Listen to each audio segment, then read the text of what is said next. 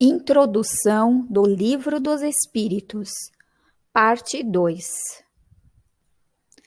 Há outra palavra acerca da qual importa igualmente que todos se entendam, por constituir um dos fechos de abóbada de toda doutrina moral e ser objeto de inúmeras controvérsias, à míngua de uma acepção bem determinada. É a palavra alma. A divergência de opiniões sobre a natureza da alma provém da aplicação particular que cada um dá a esse termo. Uma língua perfeita em que cada ideia fosse expressa por um termo próprio evitaria muitas discussões. Com uma palavra para cada coisa, todos se entenderiam. Segundo uns, a alma é o princípio da vida material orgânica. Não tem existência própria e se aniquila com a vida. É o materialismo puro. Neste sentido, e por comparação, disse de um instrumento rachado que nenhum som mais emite, não tem alma. De conformidade com essa opinião, a alma seria efeito e não causa. Pensam outros que a alma é o princípio da inteligência, agente universal do qual cada ser absorve uma certa porção.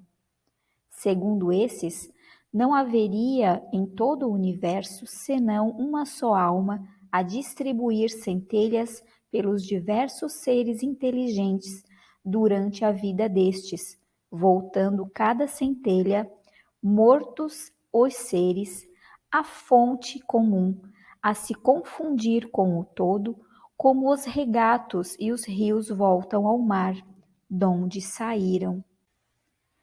Essa opinião difere da precedente, em que, nesta hipótese, não há em nós somente matéria, subsistindo alguma coisa após a morte, mas é quase como se nada subsistisse, porquanto, destituídos de individualidade, não mais teríamos consciência de nós mesmos. Dentro desta opinião, a alma universal seria Deus e cada ser um fragmento da divindade, simples variante do panteísmo. Segundo outros, finalmente, a alma é um ser moral, distinto, independente da matéria e que conserva sua individualidade após a morte. Esta acepção é, sem contradita, a mais geral, porque, debaixo de um nome ou de outro, a ideia desse ser que sobrevive ao corpo se encontra no estado de crença instintiva, não derivada de ensino entre todos os povos, qualquer que seja o grau de civilização de cada um. Essa doutrina, segundo a qual a alma é causa e não efeito, é a dos espiritualistas. Sem discutir o mérito de tais opiniões e considerando apenas o lado linguístico da questão, diremos que estas três aplicações do termo alma correspondem às três ideias distintas que demandariam para serem expressas três vocábulos diferentes. Aquela palavra tem, pois, tríplice acepção e cada um, do seu ponto de vista, pode com razão defini-la como o faz.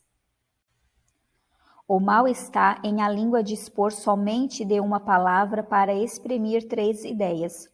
A fim de evitar todo equívoco, seria necessário restringir-se a acepção do termo alma a uma daquelas ideias. A escolha é indiferente. O que se faz mister é o entendimento entre todos, reduzindo-se o problema a uma simples questão de convenção. Julgamos mais lógico tomá-lo na sua acepção vulgar e por isso chamamos alma ao ser imaterial e individual que em nós reside e sobrevive ao corpo. Mesmo quando esse ser não existisse, não parasse de produto da imaginação, ainda assim seria preciso um termo para designá-lo. Na ausência de um vocábulo especial para a tradução de cada uma das duas outras ideias, a que corresponde a palavra alma, denominamos princípio vital, o princípio da vida material e orgânica, qualquer que seja a fonte de onde promane, princípio esse comum a todos os seres vivos, desde as plantas até o homem, pois que pode haver vida com exclusão da faculdade de pensar, o princípio vital é coisa distinta e independente. A palavra vitalidade não daria a mesma ideia. Para uns, o princípio vital é uma propriedade da matéria, um efeito que se produz achando-se a matéria em dadas circunstâncias. Segundo outros, esta é a ideia mais comum. Ele reside em um fluido especial, universalmente espalhado e do qual cada ser absorve e assimila uma parcela durante a vida, tal como os corpos inertes absorvem a luz. Esse seria então o fluido vital, que, na opinião de alguns, em nada difere do fluido elétrico animalizado, ao qual também se dão os nomes de fluido magnético, fluido nervoso e etc. Seja como for, um fato há que ninguém ousaria contestar, pois que resulta da observação. É que os seres orgânicos têm em si uma força íntima que determina o fenômeno da vida, enquanto essa força existe. Que a vida material é comum a todos os seres orgânicos e independe da inteligência e do pensamento. Que a inteligência e o pensamento são faculdades próprias de certas espécies orgânicas. Finalmente, que entre as espécies orgânicas dotadas de inteligência e de pensamento, há uma dotada também de um senso moral especial, que lhe dá incontestável superioridade sobre as outras, a espécie humana. Concebe-se que, com uma acepção múltipla, o termo alma não exclui o materialismo nem o panteísmo. O próprio espiritualismo pode entender a alma de acordo com uma ou outra das duas primeiras definições, sem prejuízo do ser imaterial distinto, a que então dará um nome qualquer. Assim, aquela palavra não representa uma opinião, é um proteu que cada um ajeita a seu bel prazer, daí tantas disputas intermináveis.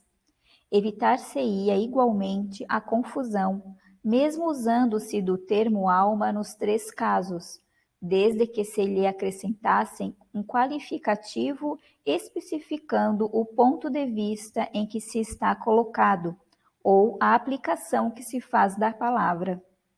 Esta teria, então, um caráter genérico, designando ao mesmo tempo o princípio da vida material, o da inteligência e o do senso moral, que se distinguiriam mediante um atributo, como os gases, por exemplo, que se distinguem aditando-se ao termo genérico as palavras hidrogênio, oxigênio ou azoto. Poder-se-ia, assim dizer, e talvez fosse o melhor, a alma vital, indicando o princípio da vida material.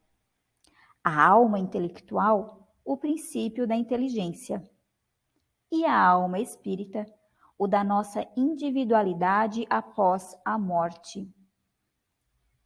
Como se vê, tudo isto não passa de uma questão de palavras, mas questão muito importante quando se trata de nos fazermos entendidos.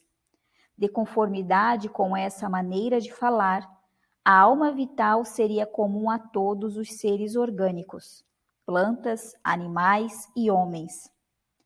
A alma intelectual pertenceria aos animais e aos homens, e a alma espírita somente ao homem. Julgamos dever insistir nestas explicações pela razão de que a doutrina espírita repousa naturalmente sobre a existência, em nós, de um ser independente da matéria e que sobrevive ao corpo. A palavra alma, tendo que aparecer com frequência no curso desta obra, cumpria fixássemos bem o sentido que lhe atribuímos, a fim de evitarmos qualquer engano. Passemos agora ao objeto principal desta instrução preliminar.